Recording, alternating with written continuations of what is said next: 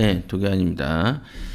자, 오늘 공부하실 것은 그 공공임대에 대한 양도세를 이제 그 가산세 폭탄이 나왔다는 기사가 있어서 통상적으로 이제 그 우리가 공공건설임대 또는 민간건설임대의 경우에는 임차 기간을 포함해서 한 5년 정도를 가지고 있다가 이제 팔 경우에는 통상적으로는 양도세를 비과세를 해주거든요. 네, 일반적으로 이렇게 진행되는데 요거에 대해서 이제 피해 본 사례가 있나 봐요. 여기 보면은 여기 보시면 면세라는 건 이제 비과세를 말하는 거죠. 공공임대의 양도세에 가산세 폭탄이 붙었다 이렇게 이제 얘기가 됐죠. 그러니까 사실은 이제 면세인 줄 알고 일부러 그 공공건설 임대를 임차인으로 이제 통상 들어가거든요. 임차인으로 들어가서 생활하다가 이제 분양을 받죠. 통상.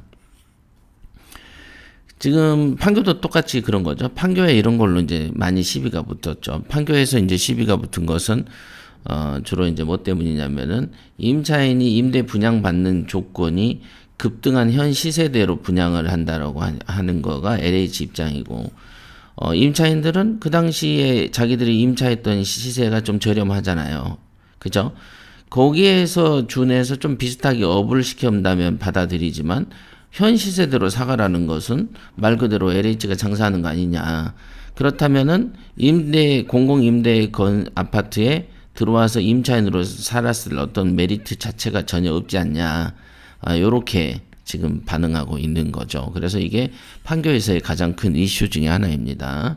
네, 이번에 이제 말씀드린 것은 같은 공공임대 아파트를 이제 분양받아가지고 팔았을 때, 이 양도세가 비과세인 줄 알고 있었는데, 이제 양도세가 부과된 사례에 대한 얘기입니다. 보시면, 흔히 임대주택에서 5년 넘게 살다가 분양받으면 양도세가 면제되는 것으로 아시는 분이 있을 것이다. 주로 이제 임대주택의 가끔 문제점 중에 하나가 가끔 임차인이 들어와서 살기 때문에 조금 영세한 분들이 사는 곳이 임대주택 이렇게 이제 이해를 하는데, 가끔 보면 임대주택의 그 기사 중에는 이런 게 있죠. 뭐 벤츠가 서 있다. BMW가 서 있다. 요렇게. 그래서 임대주택인데 왜 이렇게 벤츠라든지 BMW를 보유하는 잘 사는 사람들이 임대주택에 들어와 있냐. 이런 이제 문제들이 될 때가 좀 많이 있었죠. 그 이유는 뭐냐면 임대주택에 이제 청약에서 당첨이 돼서 들어가서 살다가 5년 정도 있다가 분양을 받거든요. 임차인이 우선 분양이 됩니다. 그러면 우선 분양이 된 다음에 이 임대주택이 분양이 됐잖아요. 그러면 일반적으로 주변에 있는 민간주택하고 민간 아파트하고 비교했을 때 평형도 똑같고 위치도 똑같다면은 임대 아파트의 시세도 업이 되거든요. 요 혜택을 보기 위해서 통상적으로 임대 아파트에 입주하려고 막 청약을 신청하죠. 그러기 위해서 그 입주 자격들이 있는데 그 입주 자격을 이제 조작하죠. 통상. 그다음에 이제 실질적으로 내가 주인인데 이제 바지를 세워서 임대 아파트에 당첨이 되고 사는 건 내가 들어가 살기도 하고 뭐 이런 식 많이 있죠. 그래서 뭐 친인척들까지 다 동원하죠. 무주택 서민들을 다 찾고. 그죠? 그래서 그 사람 명의로 이제 이런 거를 선택하죠. 그러니까 요런 게 즉 돈이 많이 벌리는 곳에서 항상 부정부패하고 비리가 판을 치게 마련인데, 이 이제 비리를 단속하는 건 이제 국가의 책임인 거죠. 근데 국가의 책임이라고 말을 했지만 LH 자체가 이번에 보셨겠지만은 3기 신도시 때 대거 부동산 투기에 그 동원되잖아요. 직원들이 단톡방까지 운영할 정도라면은 위에는 LH 사장이라는 것은 거의 그 존재할 필요가 없는 사람인 거죠. 아니면 같이 했든가 둘 중에 하나밖에 없습니다. 자, 요런 거죠. 그래서 임대 아파트에 대한 얘기가 이슈가 된 기사인데요. 그래서 이렇게 이제 집을 판 다음에 몇 년이 지나서 양도세 세금이 부과가 되니까 무슨 소리야? 그리고 이제 뒤져봤더니 여기 있죠. 2009년에 임대 아파트에 들어가서 2년 전에 분양받았대요. 그러니까 2029년, 21년이니까 2019년에 분양받은 거죠. 그러니까 한 10년 됐네요. 그죠? 10년이나 살았기 때문에 양도세가 없는 줄 알고 팔았대요. 그랬더니 2년 뒤인 금년에 1억이 넘는 양도세 통지를 받았다. 이렇게 합니다. 그러니까 양도세가 1억이나 나온 거 보면은 이분은 어쨌든 임대 아파트에 들어가서 급등한 시세 상승이 있었던 거죠. 어쨌든 이득은 좀 본 거죠. 양도세가 1억 나올 정도니까 이분은 어쨌든 이득은 본 사람입니다만은 실제로는 이 법령에 의거하면은 임대주택을 5년 넘게 살다가 분양받으면 면제되는 것으로 알고 있었다는 거죠. 그래서 왜 그런가 이렇게 봤다 이거죠. 그런데 그 사람이 세무서에도 알아보고 LH도 알아봤더니 다 비과세라고 얘기를 하더라는 거예요. 세무서나 LH에서도. 그렇죠? 그랬는데 갑자기 과세를 1억씩 맞아버리니까 이게 뭔 일인가 이제 싶었겠죠. 그래서 2년이나 지나서 양도세를 토해내야 한다면 전세자금 대출을 받아서 지금 이제 그 집한 돈으로 합쳐서 살고 있나 봐요, 전세로. 그러니까 이제 그 세금 1억을 감당하려고 한다면 이제 전세에서 쫓겨날 판이다. 이제 이런 얘기를 하고 있는 것 같고요. 그래서 이제 재건축 임대 아파트의 분양 전환 그랬더니 죄송하다, 법적 책임은 없다. 왜냐하면 이제 잘못 말했을 뿐이지, 잘못 말해서 당신이 비과세인 걸로 알고 팔았지만 지금 1억을 세금을 맞았지만 어쨌든 그 말을 믿고 한 사람 당신 책임이지 내 책임은 아니지 않냐, 그냥 미안하다 정도로 이제 표현하는 거죠. 그래서 여러분들도 앞으로 그렇지만은 전문가들과의 깊은 상담이 굉장히 필요하고요. 전문가도 한 명하고만 상담하시면 안 됩니다. 사실 이건 원칙이죠. 여기에 보면 세무사도 몰랐다고 하고 부동산 하는 사람도 몰랐다고 합니다. 가끔 모르겠죠. 사실 지금도 보면 세법이 너무 복잡해서 우리가 이제 작년에 6.17 이후부터 수많은 국세청하고 그다음에 관악구청, 서초구청, 강남구청, 구청 공무원들에게 있는 세무과의 직원하고도 통화를 하더라도 저들도 몰라요. 몰라. 국세청에서도 몰라. 지금 다 그래요. 복잡해. 그러니까 소송을 할 수밖에 없는 구조로 지금은 어린애 이제 1살짜리들이 이제 시를 꽈놓으면 풀기가 힘들잖아요. 이제 그런 식으로 지난 4년간 해놨기 때문에 지금 엉망진창이라고 보시면 됩니다. 지금 이 규정도 똑같은 거죠. 현행법은 공공건설 임대주택에서 5년 이상 살면 양도세가 면제되도록 규정하고 있는데 이거가 표현이 건설 임대가 아니라 이 사람이 들어간 집은 재건축 임대라는 거죠. 그래서 실제로 보면은 건설 임대라고만 규정이 되어 있지 재건축 임대는 안 돼, 이런 규정은 없어요, 또. 그리고 이제 재건축 임대라는 게 사실은 이게 계약 단계에서 노출이 돼야 되는데 그런 노출이 없다라는 거죠. 여기 보니까 LH하고 임대 계약을 보니 양도세가 면제되는 건설 임대로 적혔다는 거죠. 또 그리고 세무서조차도 최근까지 정확한 내용을 파악하지 못했대요. 그러니까 LH랑 처음에 임차인이 계약을 할 때 계약서에는 건설 임대 계약서를 썼다는 거예요. 그러니까 건설 임대로 보면은 비과세가 돼야 되는데 나중에 2년 있다가 야 이건 재건축 임대니까 세금 내놔 이렇게 이제 된 거예요. 그러니까 서민들 입장에서는 상당히 살기 힘들죠. 이걸 처음부터 알았으면 몇 년 더 보유했을 수도 있겠죠. 그죠? 분명히 더 보유했을 수도 있었을 겁니다. 공공건설 임대주택의 계약서를 차용해서 쓴 경우에 계약서에 그 내용이 들어가 있는데 저희는 계약서 내용이 중요한 게 아니라고 생각하는데 어쩌고 이렇게 이제 되어 있네요. 근데 이제 문제는 뭐냐면 국세청에서 양도세는 물론 20%에 해당하는 무신고 가산세에다가 지연금까지 물어야 된다고 합니다. 그러니까 이 부분을 물 바에는 이제 소송하는 게 좋죠. 소송을 하면은 좀 달라질 수 있을 것 같습니다. 왜냐면은 애초에 쓴 계약서 자체가 공공건설 임대라고 LH가 했기 때문에 일반적인 서민 입장에서는 LH의 이 계약서를 믿을 수밖에 없고, 이 LH의 과실이 분명히 언급이 될 것이고요. 그러면 당연히 이런 가산금은 빠질 가능성이 있고, 양도세 부분에 대해서는 국가와의 관계이기 때문에 내라라고 할 것입니다.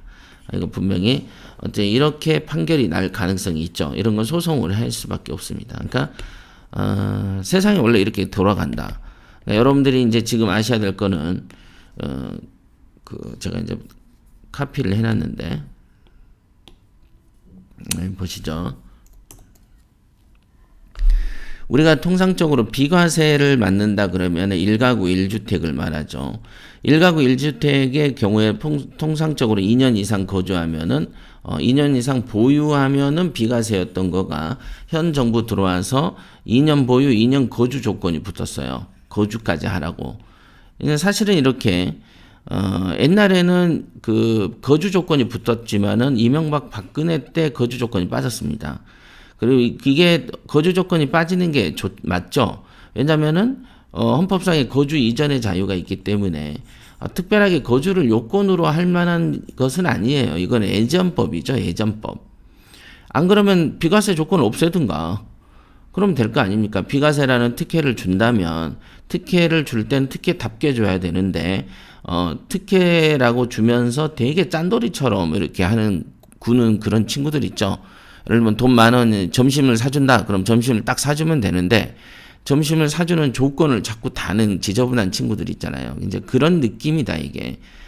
과거에 비과세 요건을 1가구 1주택 사람들이 이제 자기 집을 하나 갖고 사는데 양도세 정도는 비과세 해주자라는 게 이 법의 취지인데 하면서 이제 야 그러지 말고 거주까지 해라라고 조건을 이제 달았죠. 이번에 더 추가적으로 달았습니다.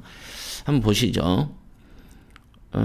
대통령령으로 정하는 요건, 즉 현 정부에서 늘렸어요. 1세대가 양도일 현재 1주택을 보유하고 주택의 보유기간이 2년 이상인 것.